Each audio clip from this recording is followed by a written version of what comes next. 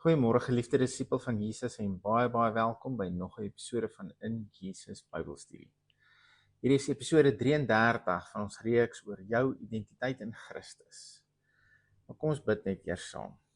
Here, baie dankie vir 'n nuwe dag en nuwe waarhede wat ons uit u woord kan leer.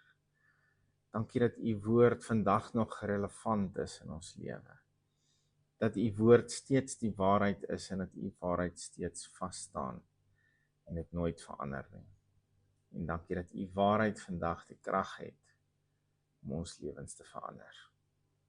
En dankie vir ontvanklike harte, vir ontvanklike ore, om met oorgawe te ontvang wat u woord ons wil leer. In Jesus naam, amen.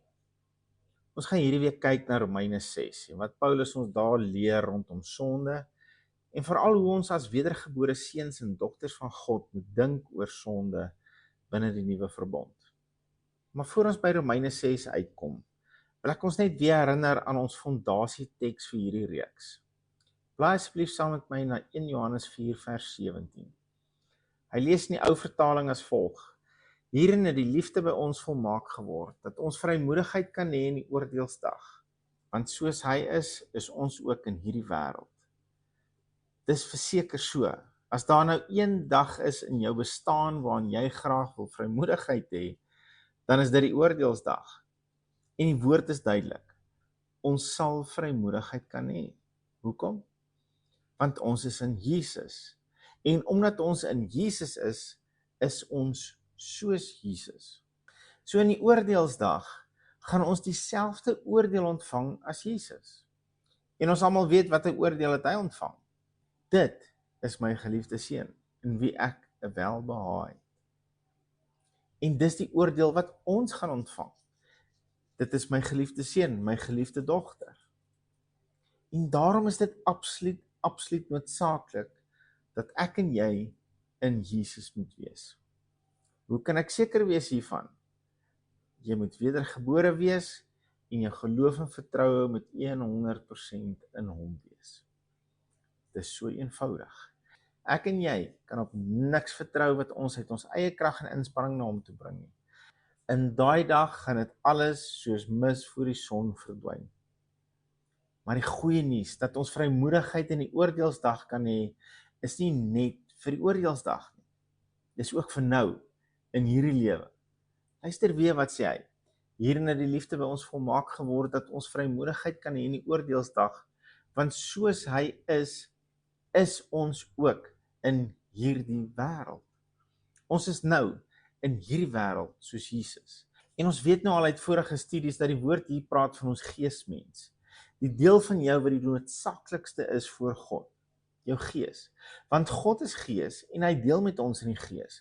En alhoewel die wêreld na ons kyk en hulle kyk na dit wat hulle kan sien om 'n gevolgtrekking te maak van jou identiteit, kyk God na my en jou gees en hy bepaal daar ons identiteit.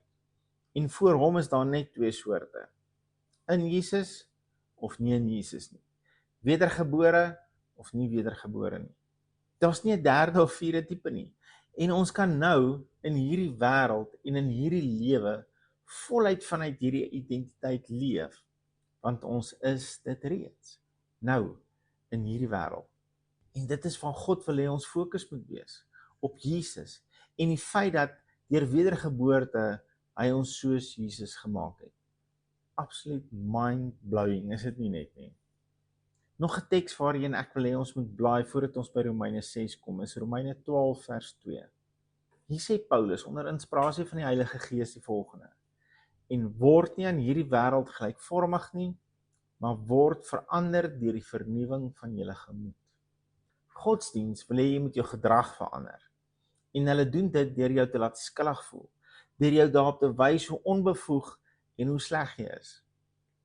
Maar dis nie die evangeliese manier nie.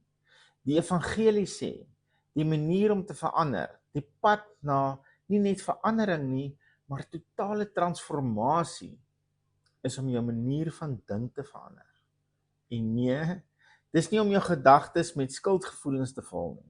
Dis om jou gedagtes te herbedraad met dit wat Jesus vir my en jou bereik het deur sy dood en opstanding. Die woord sê, As ek en jy kan snap en begin glo en begin dink in lyn met dit wie ons nou in Jesus is, sal dit ons lewe totaal en al transformeer.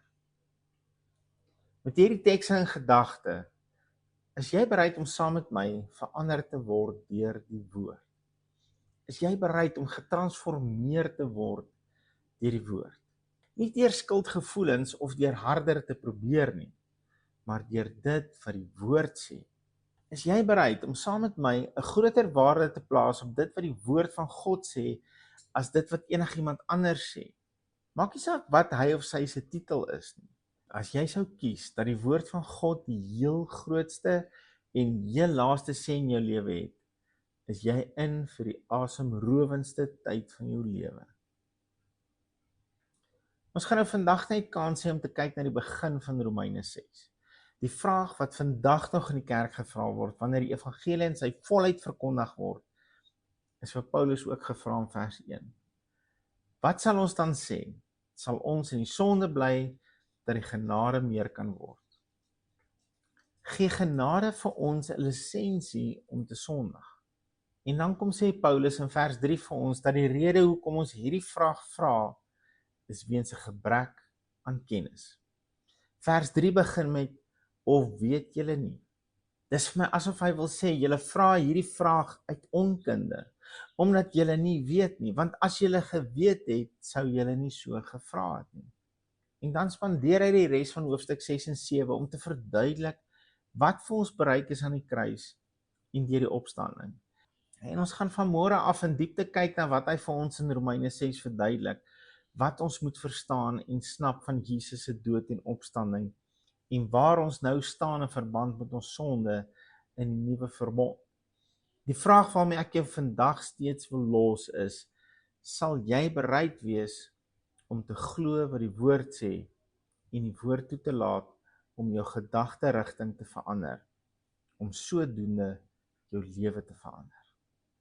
Here Jesus, daar lê in die volgende 2 weke vir ons groot openbarings voor vanuit u woord, hoe ons moet dink oor sonde, hoe ons moet dink oor ons ou mens en ons nuwe mens, rakende die kruisdood en die opstanding. Sal u asseblief ons harte kom voorberei, om bereid te wees om dit wat u woord vir ons verduidelik, om dit ons eie te maak, en ons lewe in te rig, ons denke in te rig, daarvolgens. Dat ons sal begin dink dit wat u woord sê, en nie dit wat ons noodwendig in die verlede geleer is nie. Dis my gebed in Jesus naam. Amen. As jy dalk meer oor ons bediening wil uitvind, of met ons wil kontak maak, kan jy gerus na ons webwerf toe gaan by injesus.co.za. En jy kan ook na ons kerk se Engelse boodskappe kyk op ons YouTube kanaal by In Jesus Ministry. Ons het ook hierdie jaar meer aandag begin gee aan ons potgooi, so jy is welkom na vorige boodskappe daar te gaan luister op In Jesus Bybelstudie. Geliefde van Jesus, hou jou oog op Jesus en jou neus in sy woord. Shalom.